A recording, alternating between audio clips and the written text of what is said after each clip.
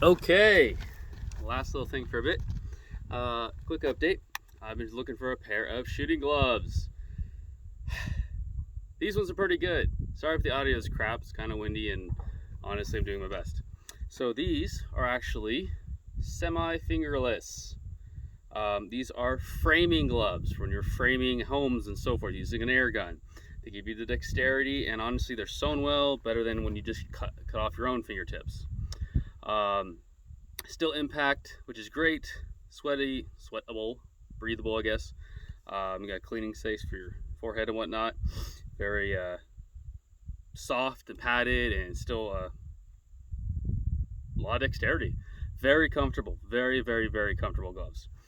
A lot better than a lot of the shooting gloves I've been seeing and trying out. Shooting gloves typically are just super expensive. Hard plasticky, which just doesn't help me use my hands for anything else but grabbing the gun only.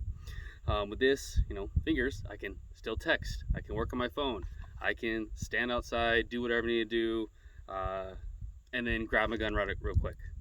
I typically AK right, safety down, which is fine. Trigger still nice and sensitive. Gloves, it really doesn't matter for safety down, but when you're doing trigger with gloves, annoying to say the least. It really just is.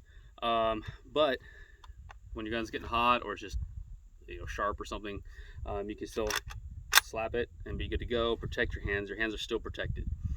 I know I'm rambling right now. Just thought these were super neat. Finally got to try them out for actually a day of shooting. Couldn't be happier. Very impromptu video. I just super handy. Only thing is, with gloves, can be a little hard to get your hand in your pocket, but that's a glove problem. Still easy to manipulate mags, do everything, press buttons. Super cool. Recommend you try it out. These are, again, just framing gloves. Mechanics brand. I'm sure there's other brands.